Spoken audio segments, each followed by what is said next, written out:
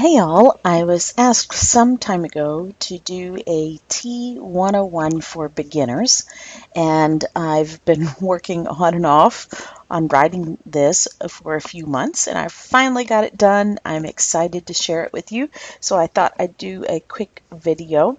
If you want to find this writing, I have it at My Corner Online, and you can click on the More button. Go down to recipes and you come to this index, and under drinks is tea 101 for beginners. And there it is.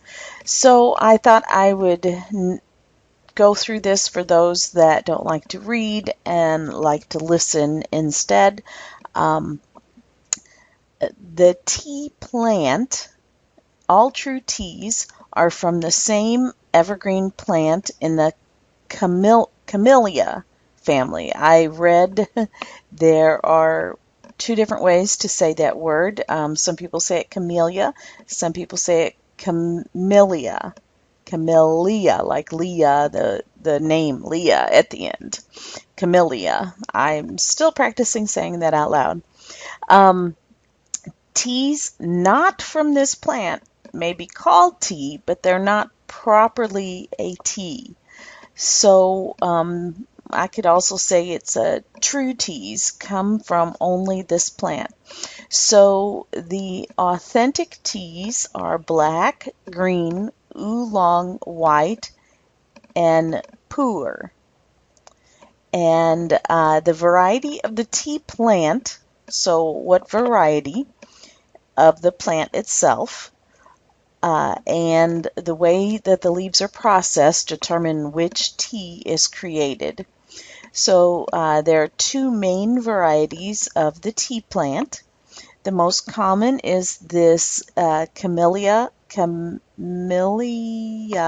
I saying that right? Camellia. I practiced how to say this yesterday and then didn't record things. Sinensis. I think that's how it's said. Anyway, it grows well in the high mountains of central China and Japan.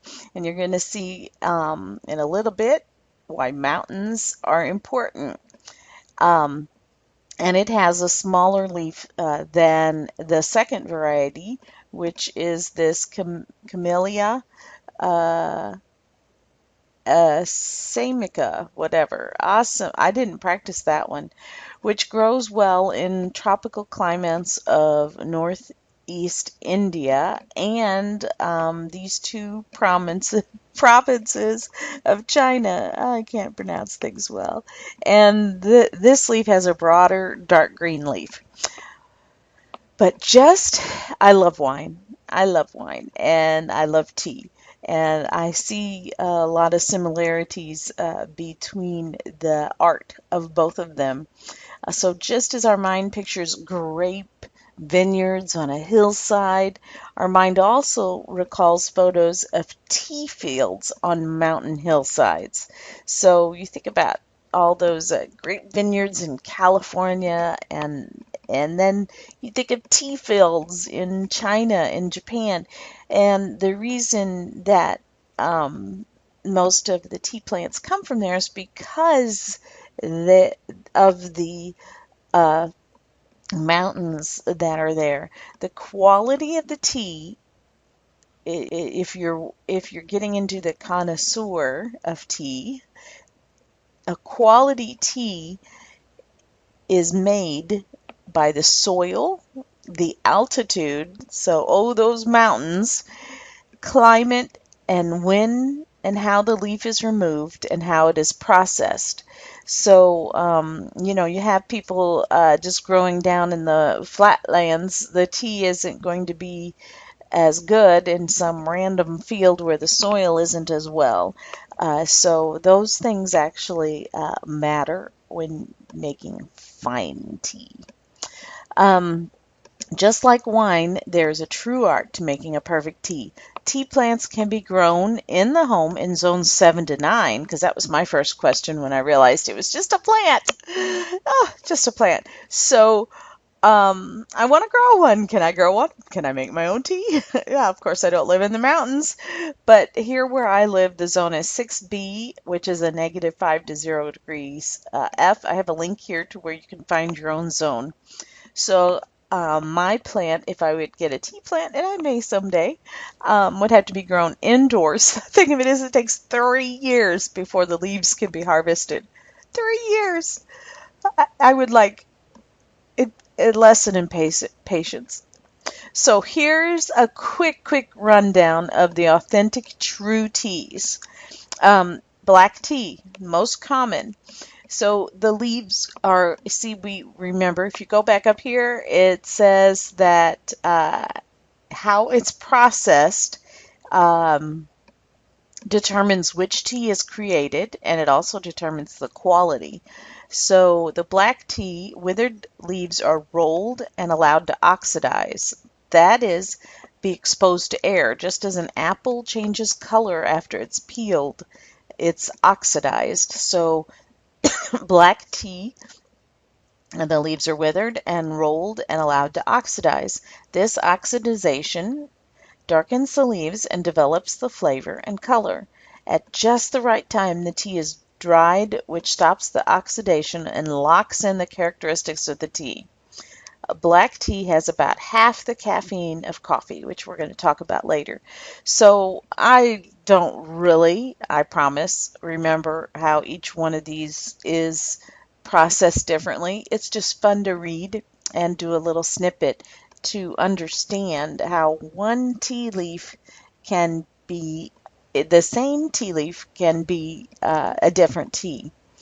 Green tea is popular in China and Japan and is growing and is catching on in America. I need to fix that sentence. Leaves are heated or steamed right after harvest, stopping the oxidation process and preserving the green color. So this one, green tea is the same leaf, but the oxidation stopped so that that green color is preserved. Natural oxidants and amino acids and grassy notes is what you get when you get green color. Thereafter, the leaves are rolled or twisted and then fired. And green tea has about 1/4 of the caffeine of coffee, or 1/2 of the caffeine of black tea. Oolong, same tea leaf. Oolong's just fun to say. This tea originates in Taiwan and Southeast China. So location, soil, climate matters. Withered leaves are briefly oxidized in direct sunlight. So see the oxidization, the processing, and what you start with, um, whether they're withered or not, is important. And here it's done in sunlight. The oxidation is stopped when the leaves give off a distinct fragrance similar to apples, peaches, and orchids in a range of 10% to 80% oxidized. So they don't oxidize the oolong 100%, but it could be anywhere between 10 and 80%. That is the art of making tea. Thereafter, the leaves are rolled and then fired. Oolong tea has caffeine about midway between black and green. White tea is minimally processed. So it's not processed very much and neither oxidized or rolled. So it's not even oxidized, but rather just carefully dried. A special white tea is made from the buds harvested the day before they open. So when you harvest is important. And then puer. Strangely, when I see the word puer, my mind hears pura. I don't know why. I say it in my head. It comes out pura. Maybe I'm thinking that it's healthy and pure, but the correct pronunciation is puer, which does not project pure goodness to me. I love that. Puer. Pu'er is named after a town in the Yunnan province of China. The leaves initially are processed like green tea. Thereafter, the leaves are formed into piles or bricks and heated with moisture to bring back the natural bacterial fermentation. The partial firing stops enzymes activity, leaving the tea moist enough to continue to age, just like fine wine. See, I told you, tea and wine go together. Some pours are drinkable after 50 years. So those are your authentic, true teas. Um, Now there are other non-official teas. Uh, so this, I think, is the part that's interesting and yet a bit confusing for people. When they go to the store, they say tea. And my mind knows that some of them are really tea and some of them aren't. And I have trouble talking about tea because my mind goes there. So, herbal teas are called tea, but they're not a true tea because they're not made with the leaves and buds of that plant, camellia. They're made with other leaves and buds from other kinds of plants. The term herbal, in addition to that, is used really loosely. A literal use would be only herbs, like leaf and flower of certain green plants that we know as herbs. But sometimes herbal teas are made with spices and sometimes with fruits, and we call them herbal anyway. For instance, a literal use would be lemon balm because the lemon balm is an herb plant, but not a squeeze of lemon juice. So if you have a tea and you put lemon juice in it, it's not really an herbal tea, although both are called herbal. Yeah. Herbal teas are often thought to be caffeine free, but this is only true if they only contain herbs and not mixed with the true tea leaves or mate leaves. Again, leaving us with that loosely used herbal word. So sometimes you will get, for instance, lemon balm mixed with maybe a white tea. Well, you have caffeine in your white tea, so it's not really, it kind of, you look at the label and you think, oh, that's an herbal tea because it's got lemon balm in it. But no, it's got the true tea up here too that also has caffeine. So uh, read your labels. Learn what the teas are, the basic teas, these up here. That's why I keep scrolling up. And then recognize and look for that base tea in your label. And then read the other ingredients. Learn what your ingredients are so you can understand your teas. That's important. Um, that Let me skip right over that because I ad-libbed that. Herbal teas cross into other types of tea. The same ingredients for herbal teas are combined with official true teas listed above. The color of the tea, and we had this question. That's what spurred on me wanting to do this one-on-one. The color of the tea is often determined by the base tea leaves. So a black tea is going to have that black color. An oolong tea is going to have a different color. A white tea is going to have a different color.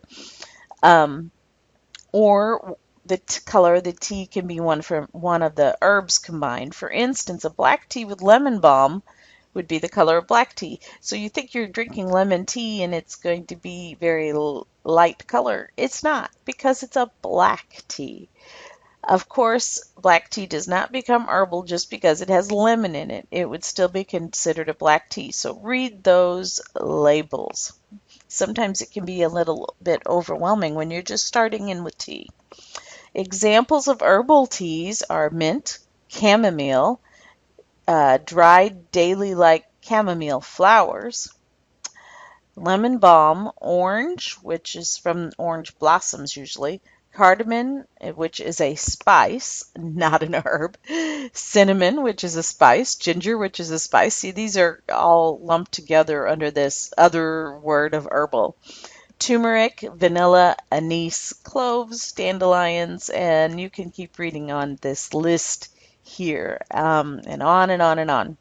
The combinations of all of these are seemingly endless, so that's what makes tea so much fun, trying different flavor combinations.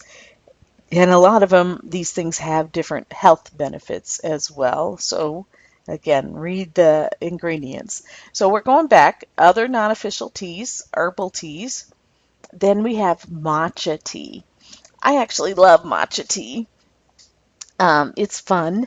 Uh, Matcha is powder ground for Japanese green tea leaves. So you go back up here, think green. Okay, we've got green tea leaves and they've been processed this way. And then we go down to matcha, and then they take those leaves and they ground them into a powder.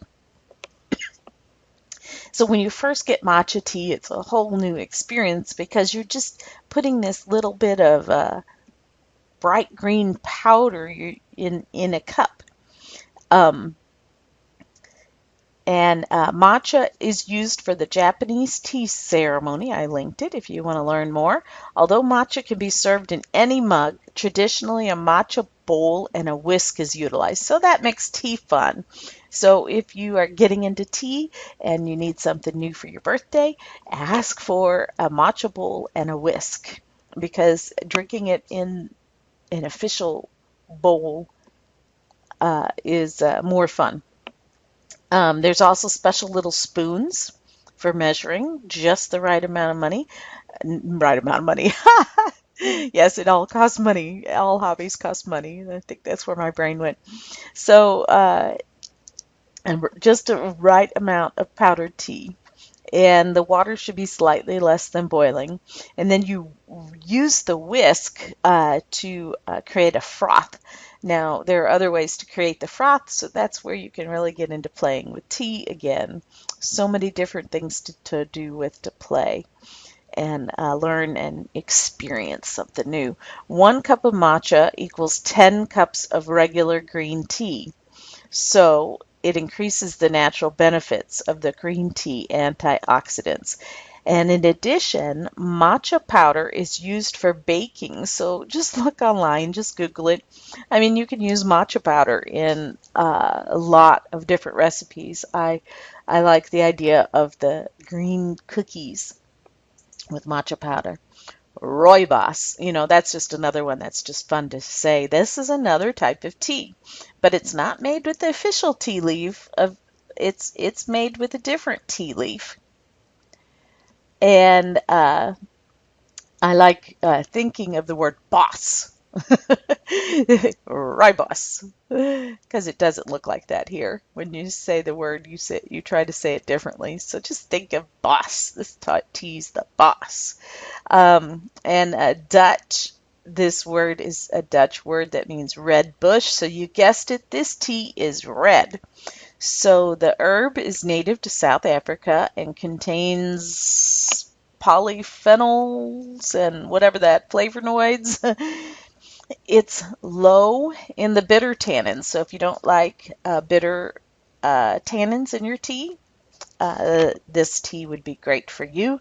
We're going to talk about tannins in a little bit. The tea is processed similar to black tea, with the withered leaves being rolled and allowed to oxidize. So Rooibos has no caffeine. So that's what's cool about Rooibos is it's combined a lot with all these herbal ingredients. So it stays completely caffeine free. Green Rooibos is similar to the difference between regular tea made with camellia leaves and green tea made with the same camellia leaves. Green Rooibos is made with the same Rooibos leaves native to South Africa, but it's not fully oxidized, preserving the natural enzymes. So they're very similar, made with the same leaves, they're just processed differently. Hibiscus. Now, as a flower gardener, when I hear hibiscus, I first think of the large ornamental pink flower. I had an hibiscus my mom gave me for my birthday when I was 30, and I had it for several years. And they're harder to grow. But this tea is made from the Hibiscus sabdrifa flowers native to West Africa. So don't go thinking that you can buy this hibiscus a plant at your local nursery and take the leaves off and get your hibiscus tea, because nope, it's not that one. Yeah, I gotta look for the special plant. Hibiscus tea is a dark red in color, just like the flower, and also has no caffeine, just like the rooibos has no caffeine. However, your mate, now, this is your caffeine booster. If you are a coffee drinker, mate is a cup of coffee in the tea form, having a similar caffeine level to coffee. Not quite, we're going to look at that, but it's up there. Uh, but it has health benefits of tea, having 24 vitamins and minerals, 15 amino acids, and high antioxidants. This tea is considered an herbal tea, even though it has all three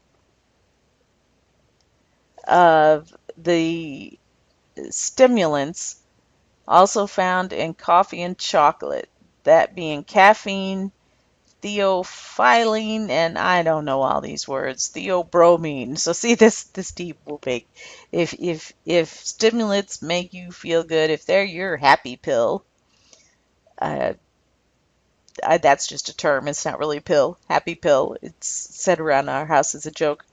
Because chocolate is my husband's happy pill. You give him a piece of chocolate and he gets happy. I like to think of this tea as the catch-22 tea, with the health benefits conflicting with the detriments of caffeine to health.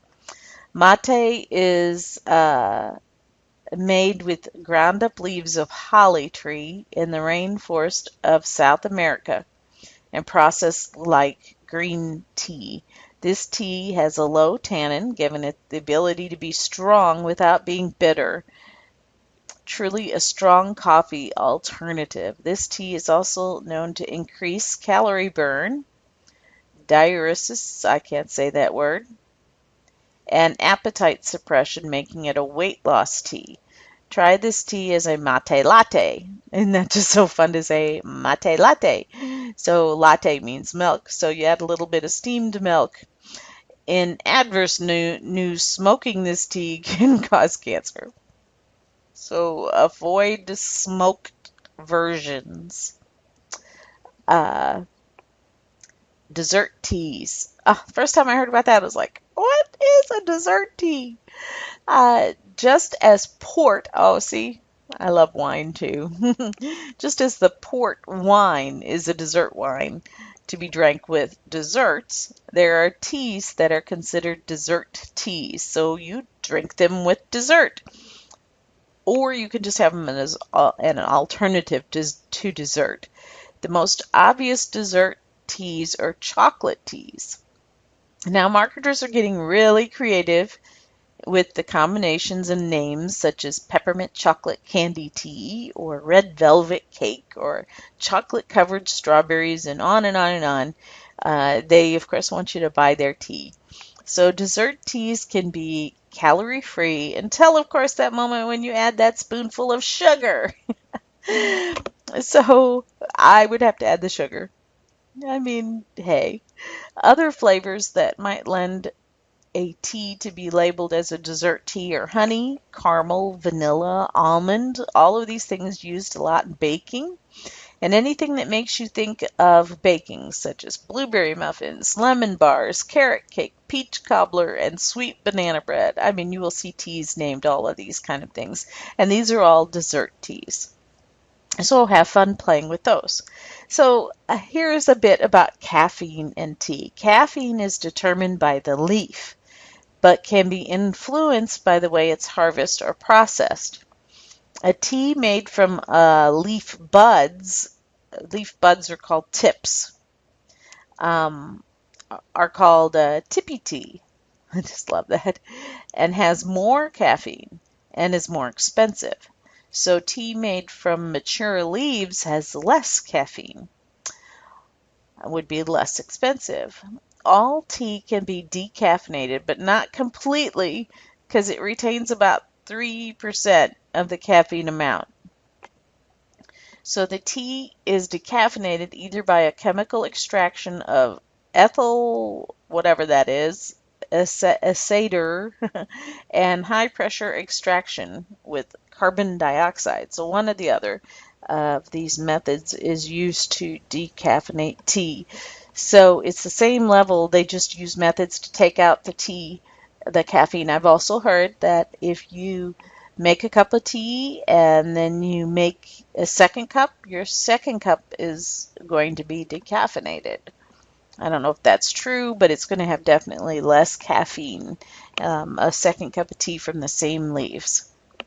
So I looked on the internet and I wanted to create some chart about the levels of, tea, caffeine in tea to help you. Oh my goodness, dude, everything varies on the internet. I saw coffee having a wide range for an 8-ounce cup, even. I made sure I was comparing 8 ounce to 8 ounce. Uh, so I just grabbed a general figure, kind of a medium figure as I was looking. So we have coffee with 91 milligrams, and see that mate's right behind it with 85. So there's that good coffee substitute. Now, black Pura has 65 milligrams. Uh, Black tea had 47. Oh, did I see ranges on black tea? But in general, it's commonly often said that black tea has half the caffeine of coffee. So I like to think of the teas kind of in order more than worrying about the milligrams. Oolong tea would be next with 40 milligrams. Green tea is said to have half the tea of black. So green tea has half the tea of black or 1/4 the tea of coffee. Or I'm saying tea. One half the caffeine. I'm talking too fast. Black tea has 1/2 the caffeine of coffee. Green tea has 1/2 the caffeine of black tea. Or you could say green tea has 1/4 of the caffeine of coffee. Tongue twisters. And then we have white tea and decaf tea, which has very little. And then you have your Rooibos and your Herbal, which actually has 0. So I drink these teas in the morning and these teas in the afternoon so I can go to sleep. How to steep tea. Oh, you know how many times I see people have a confusion between a tea kettle and a teapot? I mean, they both start with T. It's very confusing. So a kettle is used to heat the water. So this is my kettle. I put it on the stove top. There are electric kettles. I've had one, but I had one for a while till it broke. So you can heat the water. I actually have an electric kettle at work. You just put it in the container and plug it in, and it heats the water. It's a kettle. Then you have to have a teapot. A teapot is used to steep the tea in the water. So you put your tea in your infuser and put it in your teapot, and you take the hot water you made on the kettle and pour it over the tea leaves into your teapot. And that's where you allow it to steep. Oh, of course, there's rules that are to be broken too. Most teapots, like this one, are not meant to go on the stove. It's not made of a material that can be heated. It takes the hot water, but it doesn't take the flame from my gas stove very well. The stoneware here might crack the pot. But for rules to be broken, and I've done this sometimes, I will heat my water in my teapot and then I'll drop my tea into it. Into my tea kettle. So I'll heat my water into my tea kettle and I drop my tea into it. I like to do that when I'm making a large batch of tea for iced tea. But the problem with that is now the inside of my kettle is stained with tea. So the next time I make water, and if I'm using that water for another purpose, then I might get tea in my food. So that's the main reason why we keep it separated.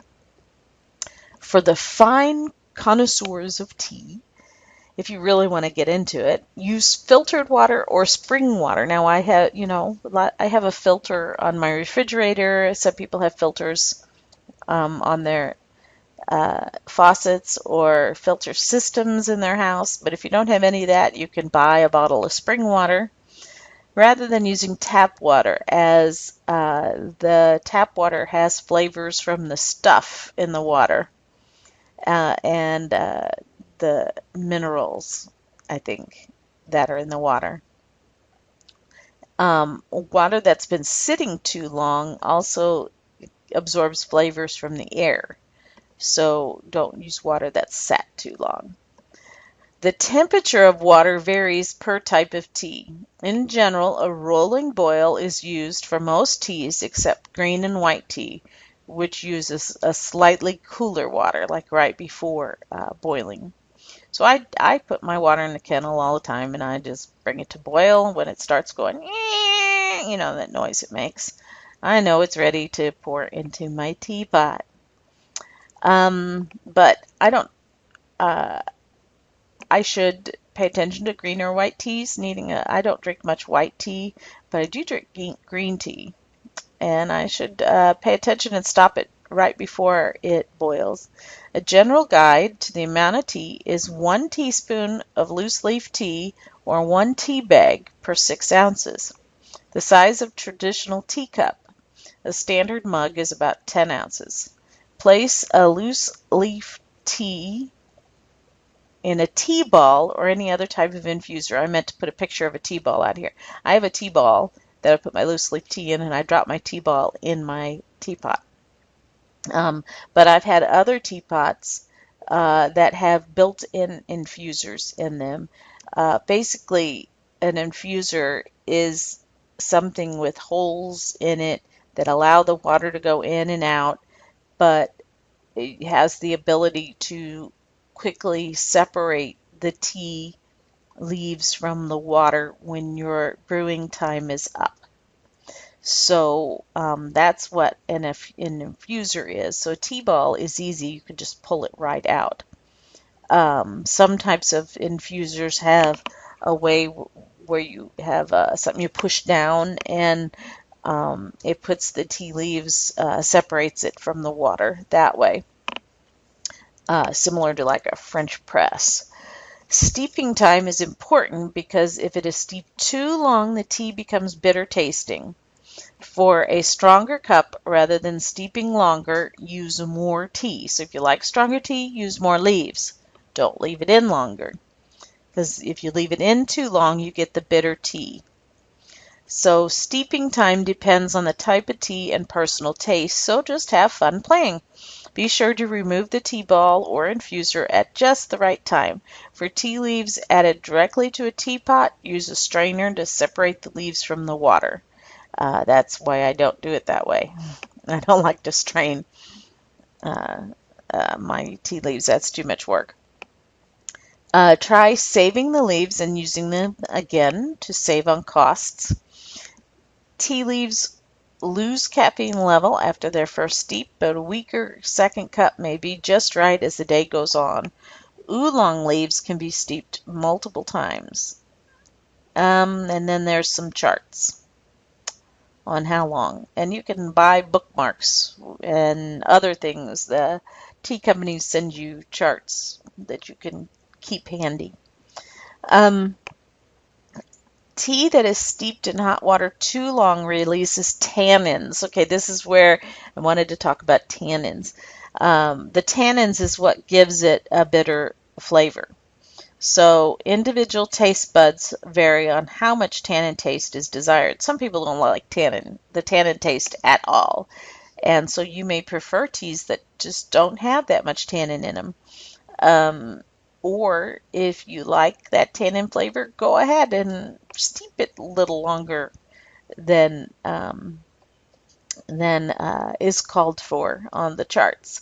If you don't like that tannin, oh, be sure to take that tea ball out. Remove that tea bag immediately.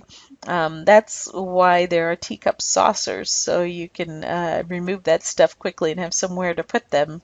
That is if you're making the tea right in your teacup. Some teapots have meccaras. I've already said that. Yes, conversation and tea go together, but do not be distracted and forget to remove those leaves. This leads us to yet another tea implement that you may have heard of. It's called the tea timer. So see, you might want that one for Christmas. Drinking tea can be considered a hobby as there's also gift suggestions for tea drinkers. Now, what about iced tea? Simply make regular tea and pour it over ice cubes. But remember, the melted ice becomes water, so use twice as much tea when brewing. Remember, we said up here, if you want a stronger cup, use more tea leaves. Don't steep longer. So use more tea leaves for uh, iced tea. And if you are a connoisseur, you can use the filtered water to make your ice cubes. I like to sweeten iced tea with simple syrup. It gives that southern sweet taste. So to make the simple syrup, I just boil equal amounts of water and sugar on the stove until I get a clear syrup-like liquid. Somehow that syrup makes my sweet tea taste more southern than just adding the sugar to the tea. What if I don't make a simple syrup? And I didn't write this down on here, and I probably should. If I don't make a simple syrup, when the tea is hot, I add my sugar then, and then I add my ice cubes. So dissolving the sugar before you add your ice cubes, I think, really helps. And then try adding flavors to the simple syrup. I do this, so I'll put my equal parts of water and sugar in a pot on the stove, and then I'll add fresh lemons or mint to the boiling water. And so then I have a lemon or a mint, or I even have added strawberries and strained the strawberries, blueberries. Then add that to your iced tea. The health benefits of tea. Of course, it has no calories, that is, until you add the sweetener or cream. Some teas are naturally sweet, such as those that contain the hydrangea leaves, sweet blackberry leaves, licorice root, apples, and stevia leaves. Teas are known to have antioxidants, which are good for health, but each type of tea has its own individual health benefits. Of course, some teas have no caffeine, which is a healthy choice over other drinks. Tea contains tannins, just like wine. Wine contains those tannins too. I told you. Wine and tea, they go together. Tannins are also considered astringent or dry tasting. Tannins in tea are antioxidants, though, and they prevent or delay some types of cell damage. So, if you don't like tannins, maybe gradually steep your tea longer and longer because there are health benefits in them. Black teas have more tannin than green or white. So low tannin teas tend to be more expensive. As mentioned above, steeping too long may make a tea too bitter tasting. So there's that fine line between health and good taste when it comes to tannins. It should be mentioned that some companies add flavoring to tea. Look at the ingredient list of the tea for only natural ingredients if you're really wanting to be into that health. And I was surprised. I started doing this recently, and I was surprised at how many teas just have flavoring, and you think, oh, that they have some sort of real blueberry in them or something, but they don't. It's just a flavoring. Tea crafters tout other health benefits of tea, which may contain some truth based on studies, but most are unproven. The fun, though, is in the possibility of the truth, so why not try? It may just work for you. For instance, cinnamon is considered to lower blood pressure and cholesterol. So, buy cinnamon teas if you need to lower your blood pressure or cholesterol, or sprinkle some cinnamon on your food. Chamomile and passion flower are considered to calm and relax, to aid in sleep. Yeah, chamomile is touted as a tea to drink right before you go to bed. Strawberry leaf is considered helpful for nursing mothers. Turmeric is considered to be helpful for inflammation of joints and muscles. I mean, you can buy turmeric and add it to your smoothies too. Ginger is considered to relieve nausea, loss of appetite, and pain. The nettle leaf, dandelion root, and chickweed are considered to reduce water retention, helpful for women's periods and bloating. Blueberries are considered a superfruit with added antioxidants. Lavender and rose petals are considered to be soothing and relaxing. Actinia, that I know I have that flower in my yard, but I can never read. Can never. It's a purple cone flower. Is considered to build immunity. St. John's wort is considered to fight depression, and the list of ingredients of healing properties are endless. So that's what makes it fun for the marketers to try to get you to buy all the teas by uh, putting different combinations of things together. So I hope this has been kind of long, but it took me a long time to write. But I hope you have learned a little bit more about Tea 101, and with the basic concepts, you can play with it and have fun with it and make it into a hobby of your own.